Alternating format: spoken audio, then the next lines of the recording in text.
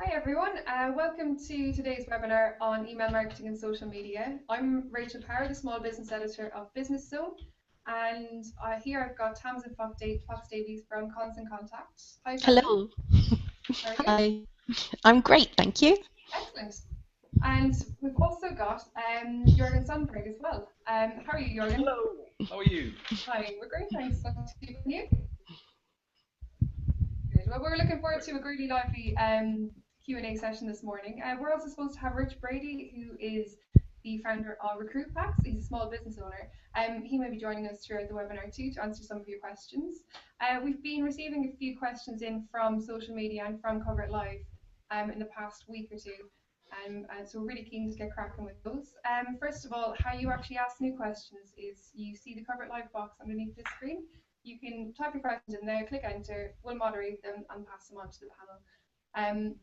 And it'll last about 30 minutes as well. So first of all, we're going to crack on straight into one of the first questions we've already received. And that is about picking between social media and email marketing. So someone's asked, can I pick and choose? We'll start off with Jürgen. What do you think? Okay, why would you pick and choose? Is that because a question of resources perhaps? Then yes, you can pick and choose.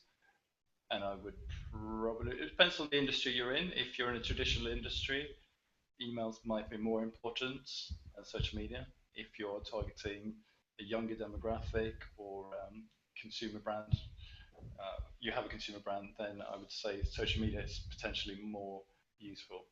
Uh, but ideally you'd use both of them. The thing is with social media, it can be very overwhelming. There's so many different channels.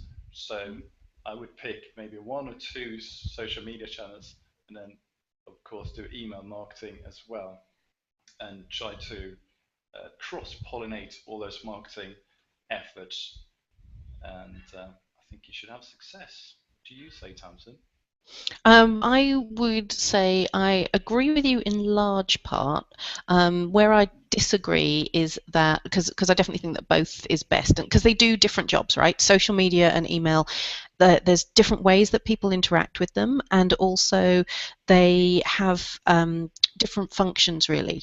So with email, what we'll see is, you know, your connections, your number of connections that you've got there, the audience that you're talking to is going to probably be smaller than the ones that you're talking to on your social channels, because you're doing good opt-in email marketing. But with email, you're building deeper relationships quite quickly. With social channels, however, you get to speak to a lot of people very quickly, but the relationship isn't going to be as deep. And I think that's really where I would say that you know, I disagree slightly with what Jürgen said, because I think that it doesn't matter which industry you're in. Once you've acquired them as an email contact, then you want to be using that. I don't think there's any industry where it should be either or. That's a fantastic answer. Thank you so much for your answer to Can that I question. follow up question to Of that, course you Tamsin? can. I think social media is where you create more of an ongoing relationship with people, so you can share what you had for breakfast, for instance, and so on. Whereas emails is more, in my world at least, is where you send the important updates once a week or once a month, uh, and that has to be really good. And sometimes you do have a lot more email subscribers than people are actually viewing your social media updates. You may have lots of followers on social media, like on Twitter, for instance, but maybe only 1% of them actually give a damn, and you're on their list. So with email, I think you'll reach more of the target audience every time you click send. Yeah, I think that's exactly right, and that's why, yeah, that's why I said like the audience size would be bigger for social, or it's more likely to be bigger for social more quickly. But yeah, it's definitely the engaged relationship, I think, gets deeper more quickly with email, because you are sending those more important messages. So I think about the people that I've met that I have really positive business relationships with now, whether, you know, they've been my clients or we've been partners on projects or whatever it is. That relationship has always developed and like come to the next level once we've taken it off of the social channel, even though we might have met there. So it's when we have that phone call or we meet for coffee, that's when that relationship changes, or we start having a longer discourse by email. Yeah, I would agree with that. If it's personal emails, say you're sending emails back and forth, absolutely. I think it goes, for me, it normally goes with the outermost tentacles. A conversation starts on Twitter, then maybe goes on to LinkedIn, and then onto email, then a phone call, and then a coffee, and hopefully some business. But I guess if you're doing an email blast to 50,000 people, that's not as personal. So I guess that depends on if we're talking about big scale email shots or if it's personal emails. See, I think email blast is a dirty word, for one, because I don't think you should blast your audience. I don't think that that's the right thing to do. I don't think it's respectful of them. And you're right. It's not going to be personalized. However, if you can, say you have got that 50,000 list, which, I know there's a lot of small businesses that would love to be anywhere near approaching that. You can still personalize, you can still send to a chunk of them, but you can still personalize that message. So you can segment and, and send specific topic updates. You can, have customized content so that it does say, dear, instead of saying dear subscriber, it does say dear Jorgen or whatever, and you can make it more personal. But I think that's why you can't abuse email marketing. I think you've got to see it more as a relationship building tool than an advertising tool. Yeah, no, definitely agree with that. You mentioned something before, Samson. By the way, we're in the same room as well. Yeah. You mentioned something before about how people read emails, that they check it regularly, and Mm-hmm. another thing is that uh, potentially they check emails more frequently than anything else. Another thing is how you check your emails. So I would say people check them in a sequence, Mm-hmm. whereas on Twitter, you go in Twitter, you see a few updates, but then you log out, and then if you miss updates, then you're not going to go back in and see what happened. Whereas with emails, they're in your box, and you sooner or later you're going to have to go through that inbox, and you'll do it in a certain order, depends on how you do it, but most likely people will have a look at your email as Yeah. long as it gets into the inbox and not the spam box. Yeah, definitely. That's a fantastic answer to that question. Thank you so much for that, both of you. So let's move on to the next question, shall we? So another user asking us, what is the most efficient way to get involved with email marketing? So is this one for you, Tamsin, first of all? Yeah, I think first of all, some people think they're saving money and they're saving time by trying to do marketing emails through their normal, like, day-to-day email account, whether they're using Outlook or Gmail or whatever. That is false economy. It's actually harder to manage, and you're not going to be able to do things like actually track your results and that kind of stuff.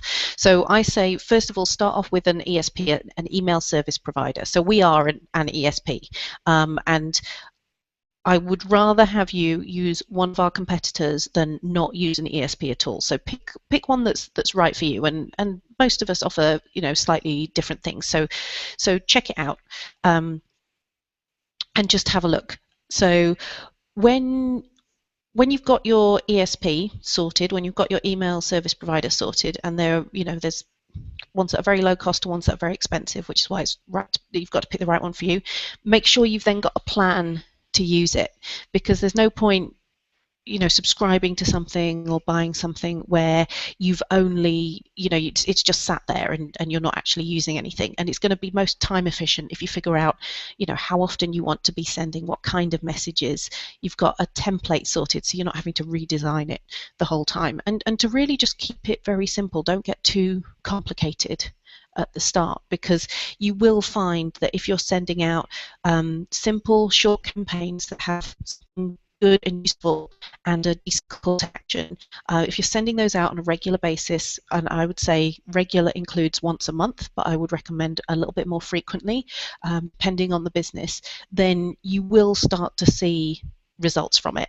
And then you can build up from there, and then you can get more complicated and start with the segmenting that we were talking about before, and that kind of stuff. But to start with, email service provider, have a plan, don't get too fancy, Keep it short and sweet, and just do it. Really, just set the time aside and do it, and it really doesn't take too long once you get going. Yeah. So thank you so much for that. Jürgen, sorry, before you continue, Jürgen, can I ask you to unmute your microphone, please? Unmute my microphone. Yes, please. Yeah, I'll mute myself. Thank you. Okay.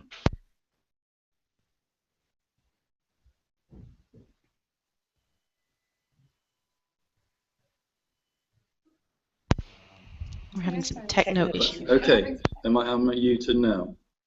Yes. Nope, you're speaking now. That's brilliant.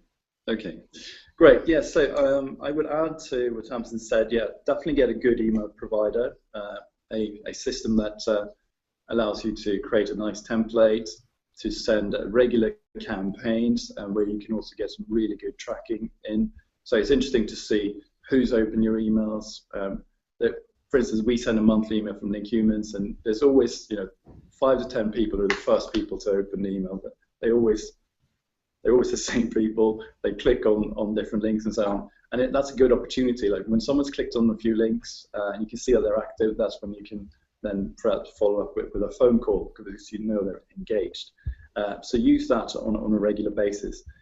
But also, before you start emailing, I guess you can start create regular campaigns, but it's also really important to build your list and to give people a reason to sign up to your newsletter.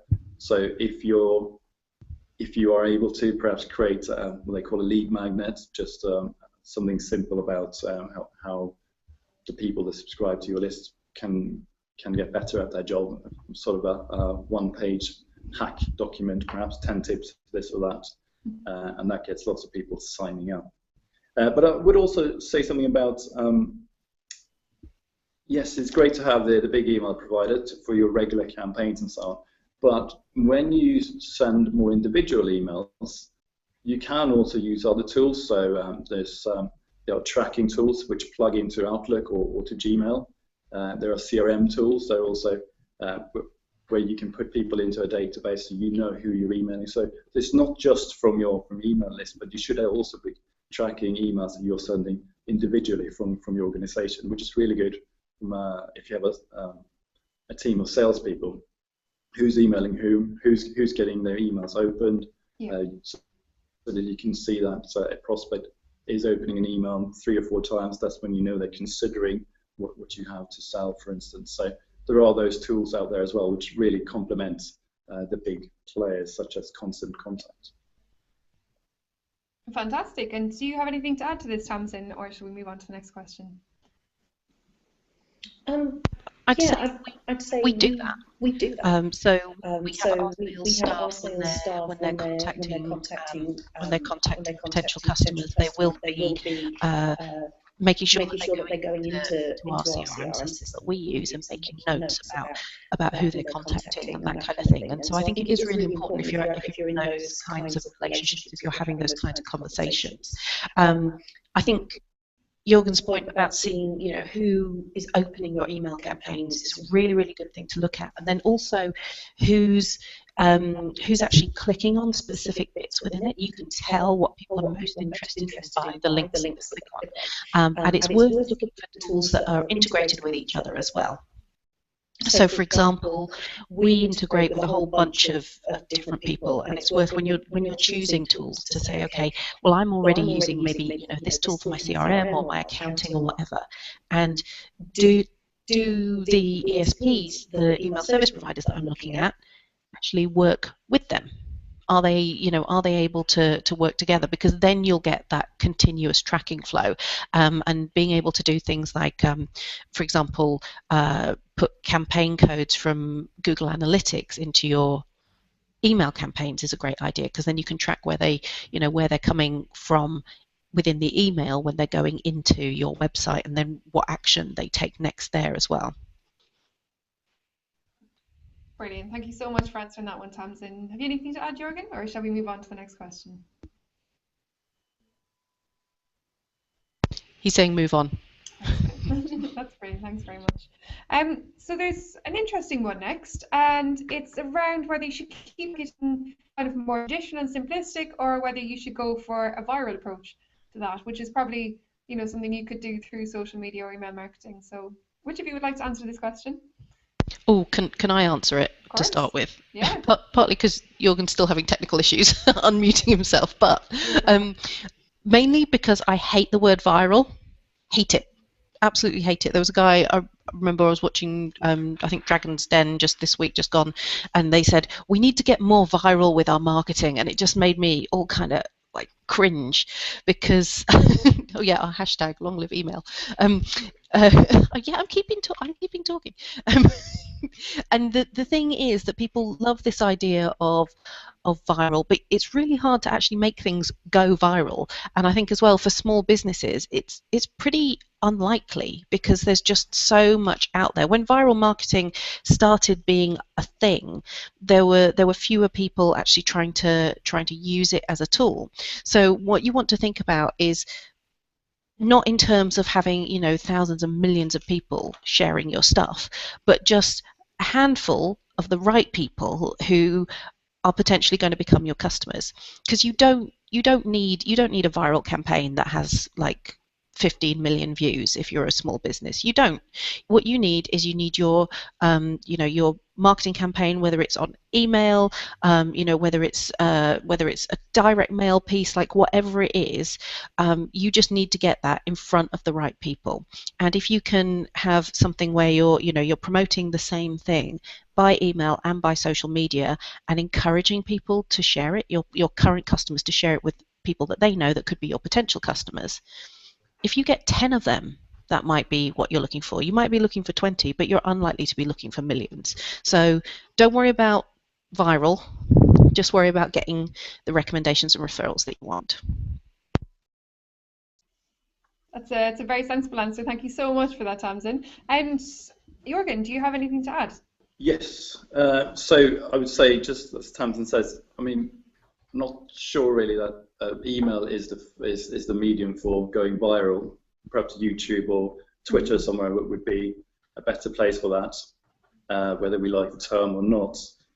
But I would say, like Tamsin said, try to use social media and email to drive interest in something, well, product, service, or perhaps content. So I would try to focus on creating really, really useful content, helpful content. So let's say that sits on your site, it sits on your blog.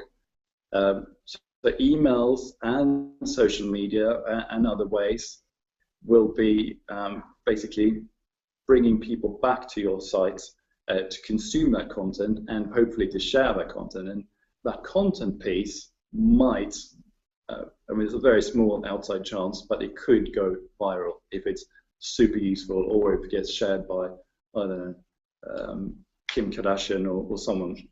So in that respect, that's really how you want to go viral or to get really popular, if you like. Try to put a lot of effort into your content, because if you regularly create good content on your site, wherever it is you create good content, then you'll see that your email opening rate will be going up. People are reading more your tweets and your LinkedIn updates because they know that you've got good stuff coming. So that's my take on it. That's fantastic. Thank you so much for that, Jorgen and Tamsin. It's a great answer for the viral versus traditional approach. And our next question is on metrics and statistics. So email open rates, how important are they, and or what metrics should people be focusing on? What do you think, Tamsin? I think open rates are important, but only really as an indicator of how well you're improving in doing your email marketing, because, you know, email open rates don't pay the bills.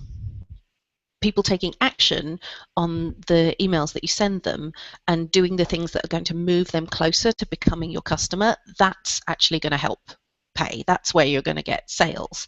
So I find it quite funny actually that when I'm speaking at events, the people that tend to get hung up on open rates, or who ask that question, you know, what's a good email open rate, they're normally the people that are doing pretty well so far. You know, they're not in the tiny percentages for whatever their industry is. They're getting a decent response, and then so they need to be thinking about the actual click-through rates and the action rates. next, and it does vary, by the way, as well between industries, because some people go, oh well, just give me a number, and it's like, well, it depends, because if you're a charity, then that's going to be completely different from a retail company.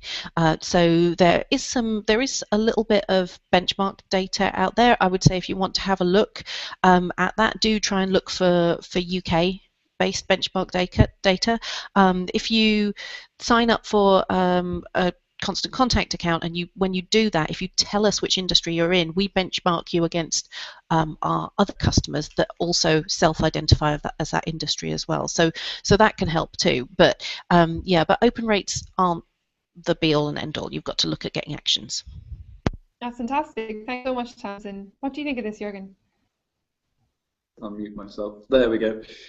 So I think click-throughs, the click rates are of course more important than the open rates, because if you have a really high open rate and then nobody clicks, then what you've done, you've succeeded in writing a good subject line for the email, but there was clearly nothing of interest in the actual email, or you forgot to put the links into the images. Yeah. So keep an eye on the click-through rates, and we Link Humans, our newsletter, we have around 20% open rates. We have a blog called Uncover Recruiter, which has a lot more subscribers than Link Humans, but we only have about 15-17% open rates there.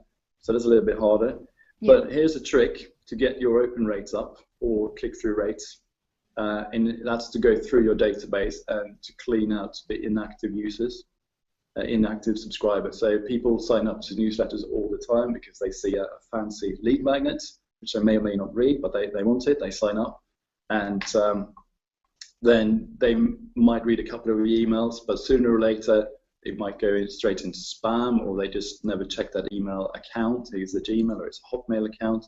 So a lot of people are inactive, and you're sending an email every week or every month, and it doesn't get opened. So first of all, it tells Hotmail or Yahoo that your emails are not very high value, and also it damages your open rates and your click-through rates.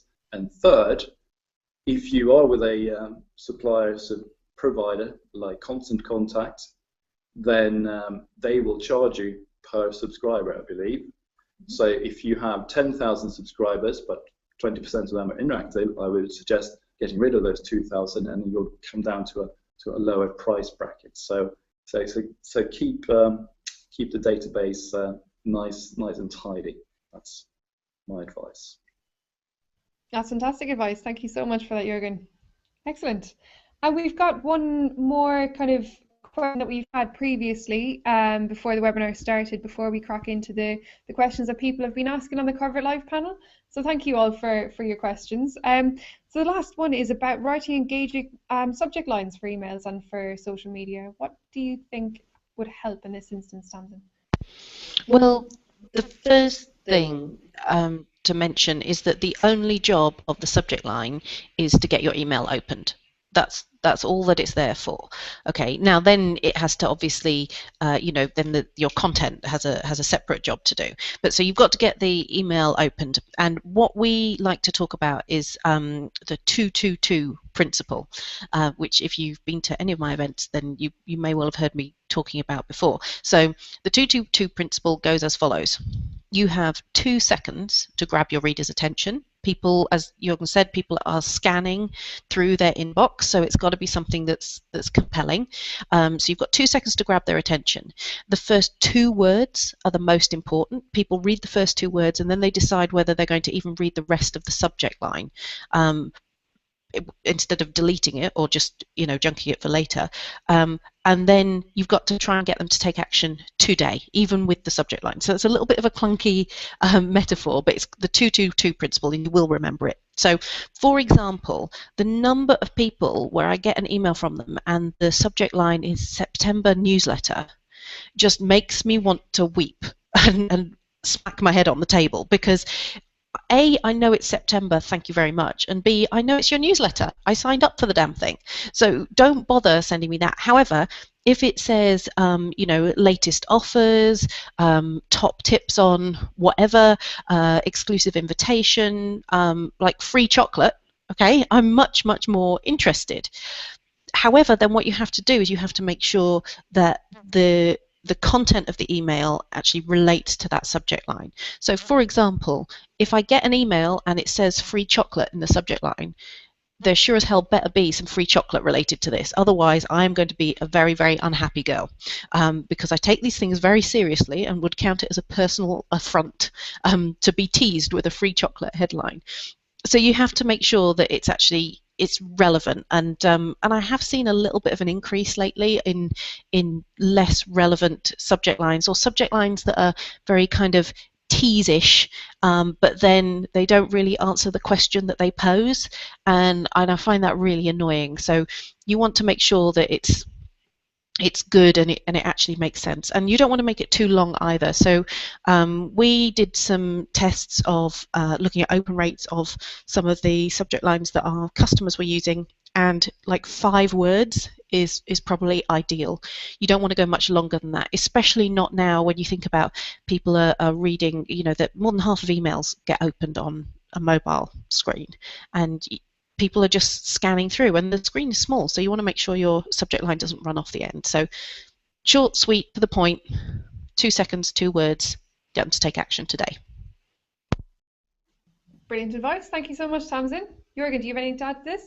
Not loads. I would say using lists is a good way of doing it, because then people know what to expect. So the 7 ways to fix your bicycle or whatever it is. Same thing goes for blog posts. Also using brand names usually works. So whether that's people or companies.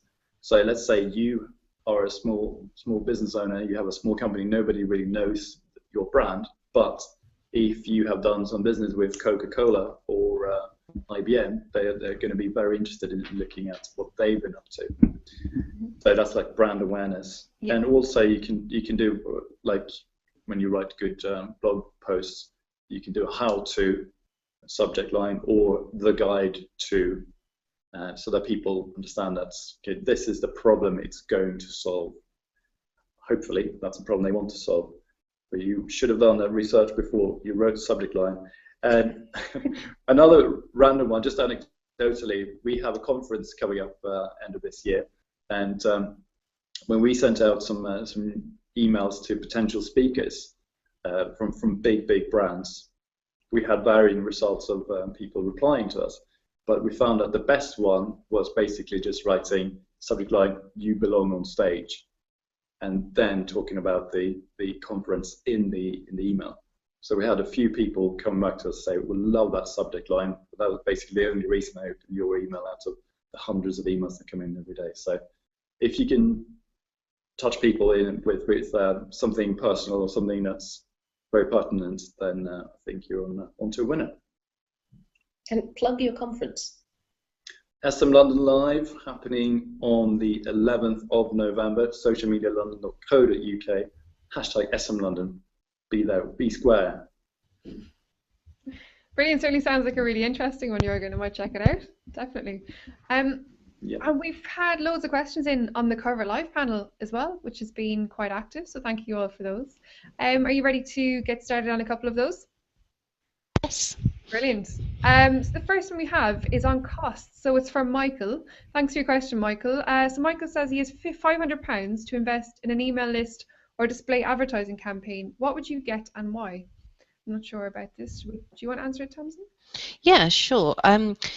Well, if you bought an email list, you could not use it with Constant Contact. We do not recommend buying data for cold emailing. I have never bought anything from spam email, and I don't know anybody else that has. Not that they would admit to, and that might be because the only thing that they're buying from a spam email is Viagra. So unless you're in that business, like, I would say don't do it. It's much better to focus that funding on a campaign that will help you grow your list. Like, that's something that Jürgen mentioned earlier, and there's so many great ways that you can do that. I mean, it might be worth taking a chunk of that money. You wouldn't even have to use all of it, but taking a chunk of that money and running a good and relevant competition, say, that you would require people to to enter with their email address to actually build your contact list, but make it something where it would be relevant to the kinds of people that you want as your customers. So, for example, if you did a competition to grow your mailing list for an iPad mini, you're going to get all sorts of people going for that. However, if you run a cookery school and you did a prize that was, a free week's like cookery course, a residential cookery course, then you're going to get people who are interested in a residential cookery course, and that applies for business to business as well. Don't think that like buying prizes like tech goods aren't going to weed out the people that you don't want on that list. So I would say spend the money on building organically, and you could probably actually you could invest in a prize that's £100 worth. You'd still have £400 left to spend, and then you could do some other advertising as part of that.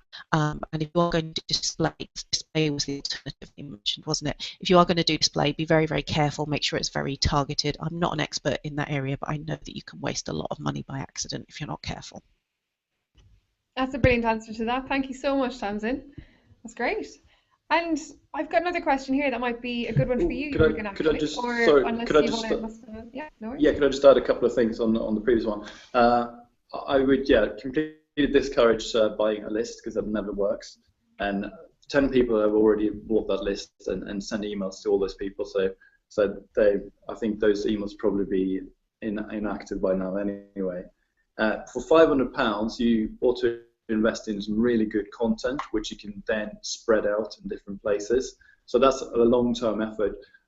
Create some really strong content, get 5 blog posts written, do a video or something that's going to attract visitors coming back to you over time. But if you want to invest in ads, like Tamsin says, be very, very careful with AdWords in particular, because it's so easy to waste money on there. Try Facebook ads instead. I think we find that there's a lot better value for money. So, and it's not as complicated as AdWords either. So, but whatever you do, do not buy lists. Cool. I think that's very clear then. Thank you so much for that, both. And we've got an interesting one from Jack, actually, and it's kind of following on to that. It's how do you build an email marketing list, or how do you go about it? What would you say, Tamsin? Okay, so beyond that first idea of like run a competition, there's actually I have a slide deck that I present sometimes that is called 60 ways to grow your list, and there's a whole lot more than 60, but there's a few really simple things. Just be aware that it's not going to, you're not going to end up with hundreds of thousands overnight. Probably some of the quickest ways to actually grow a list are to do things like running competitions and that sort of stuff. But what you want to look at is steady list growth. And I think it's really a change in mentality. So what you want to think about is every time you come into contact with someone who's a potential customer for you, whether you are online, offline, in person, it doesn't matter. Think about how can you get that person onto your mailing list, right? Even before you think about selling to them. Because if you try to sell to people and they say no, you then most likely have lost the opportunity to get them as a sale. Whereas if you can get them onto your mailing list, you have forever and a day. As long as you keep sending them really useful content, like Jürgen was saying earlier, you've got a long time to actually work on selling to them.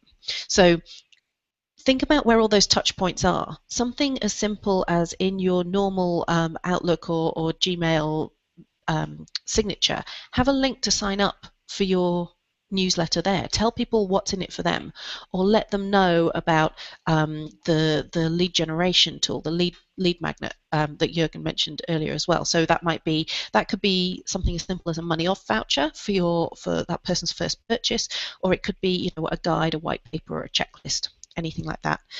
Events are a great way to grow your list as well. So think about, is there an event that you could be part of that a lot of your potential prospects are likely to be at, where you can use that as an opportunity to grow your list, or is it a good idea for you to host an event yourself. You don't have to do something quite as big as the the social media conference that Jürgen runs.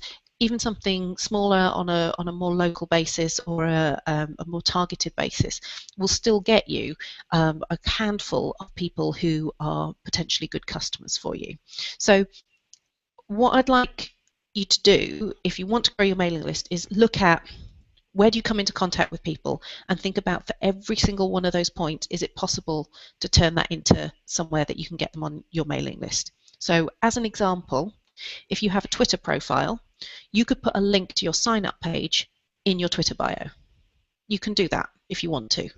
Most people fill their Twitter bios with stuff that has no interest to anyone anyway. So, put the pertinent bits in there, add something fun, and then have a, get to know me by registering for blah, blah, blah, blah, or, get my free tips at, or whatever. So yeah, I would say just look at where you are and think of how you can turn every single one of those opportunities into a way to grow your list. That's fantastic. Have you got any comments on growing a list, Jürgen, yourself? Yes, so Tamsin already covered off most things here, but I would also consider if you have a site or a blog, putting a pop-up on there.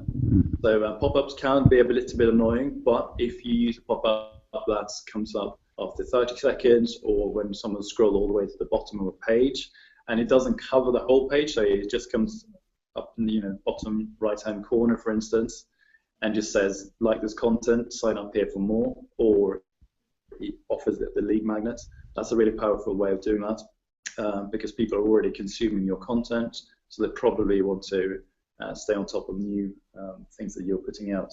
And also, as Tamsin mentioned about prospects and customers, how can you get them onto your email list? Well, you could potentially ask them and just say, do you mind if we put you on your newsletter and so on? And also on social media, you'll have a lot of LinkedIn connections, perhaps, or Twitter, for instance. You could ask them, do you mind if we put you on our newsletter? And on Twitter, there is a Twitter card, so it's a Twitter advert, which is not very expensive, but a Twitter card that basically allows you to sign up to a newsletter just by one click. So it'll say, it'll say your email address that you sign, but the person looking at the ad, their email address will come out auto-populated, and all they have to do is to click yes, please, and that puts them on the mailing list. So that's a really quick way of getting more subscribers from social media. That's fantastic. Thank you so much for that, Jürgen and Tamsin. It's really interesting. And another one, apart from growing an email list, is kind of what times of day to send an email. That's a really popular question, actually. Particularly this one person who hasn't given their name, the guest. So they've said, is there anything you can say about what times of day might be best to send an email, particularly on the weekend? My audience is time poor and I'm selling B2B. What do you think of that one? Well, the best time to send does depend on the industry, it depends on the audience, and it depends on the product or service that you're selling. So, for example, there's no point a pizza delivery service sending emails at breakfast time, right? You don't want to think about that at least until mid-afternoon, unless they've got a special on for lunch times, in which case you send it like just before lunch when people are thinking about doing their lunch run from the office. In terms of sending at the weekends and with the B2B audience in particular, I would say, and finding out for your specific audience as well, whatever industry you're in, it makes sense to test it. It makes sense to chunk up your mailing list into 2 or 3 different blocks and to do what's called a split test. So a split test just simply means that you are testing something by splitting out the people that it's sent to, but the idea is that you only change one thing at a time. You only change one variable at a time. So if you're split testing best times to send, then don't change anything else in the email, like not the subject line, not the send from name, nothing else apart from the time that you send. If on the other hand you were, like going back to an earlier question, if you're split testing subject lines, then that should be the only bit you should change, and you should send both those splits at at the same time. So I would say that there's a number of different components in there, but not just time of day. It's also day of the week. And so what you would want to do, if say you're trying to work out whether a Saturday, because you mentioned at the weekend, is a good time, time for you to send, it would be a good idea to say do like a Monday, a Wednesday, and a Saturday, all at 10 a.m. Pick whichever day works best, and then to test several different times on that day. So maybe 3 different times on that day. But most of the time, I think people's gut feel on when would be a good time to send, if they're actually thinking about it in advance, tends to be right, but it's a really good idea to test and make sure. I say their gut feel on when they're thinking about it in advance, because what normally happens is people get to the end of the week, they go, oh no, I haven't sent my email out that I wanted to send this week, and they send it at 4:30 on a Friday, which is probably a good time for not very many people. So do try and plan it in advance.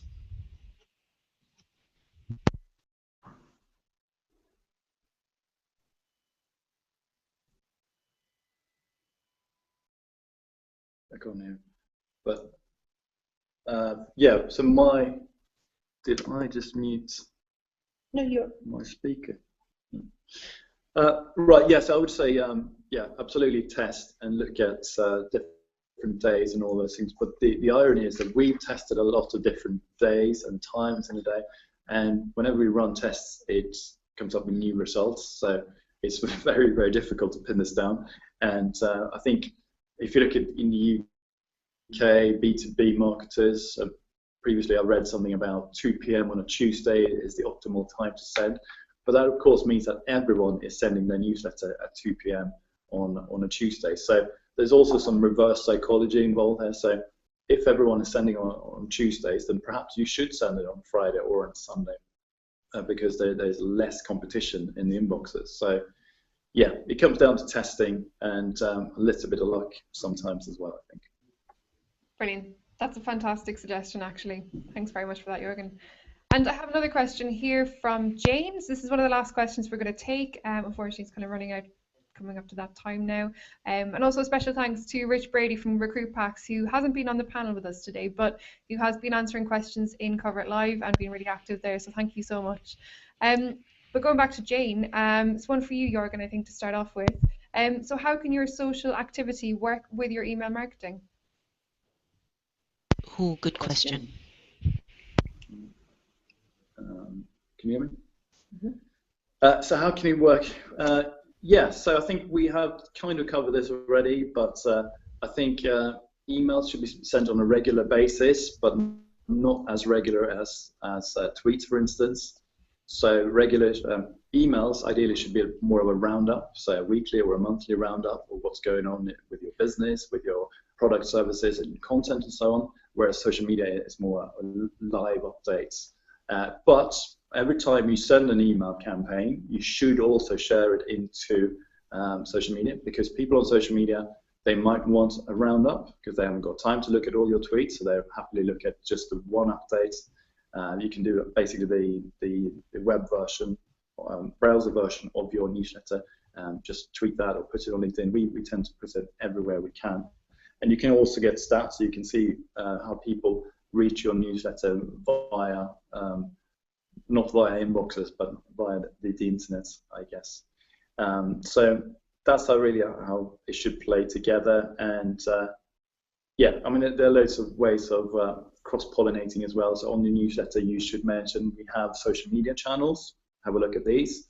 And then, of course, on social media, you should say we have a newsletter. Have a look at this. Because some people prefer to consume email, others prefer social media. But at the end of the day, it's you talking, and it's hopefully similar type of messages that are coming across. Fantastic. Thanks so much for that, Jürgen. And would you like to add something to that, Tamsin? Yeah, I think Jürgen's right. There's so many different ways that you can connect the two. So, list growth, actually building your social following by telling your email subscribers what's happening. I've seen people do like a Twitter roundup, like their most favorited items that week. So they're actually using it to figure out what content should work. You can use tools like Instagram to actually generate visual content for you to share. and even video and things that you can be sharing on your email as well. And then one of my favorites that I think is really, really effective is using a tool called Click to Tweet. So that's clicktotweet.com. It's a free service. And what you can do is you can have, sometimes you might see when you're reading a blog article, it'll have a little bit of text, and then it will pull out a specific fact or a quote, and it will say underneath, click here to tweet this. Well, you can do that with your emails as well, and Click to Tweet is a tool that will allow you to do that.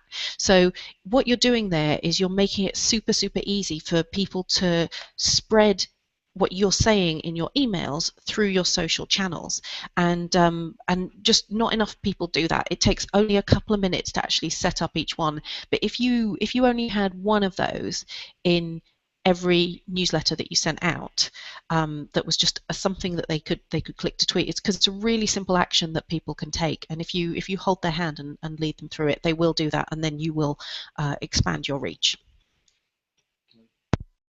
Fantastic, thanks so much for that. Well, it's approaching 10 to 3 now, so I think we may have to kind of wrap it up and leave it there.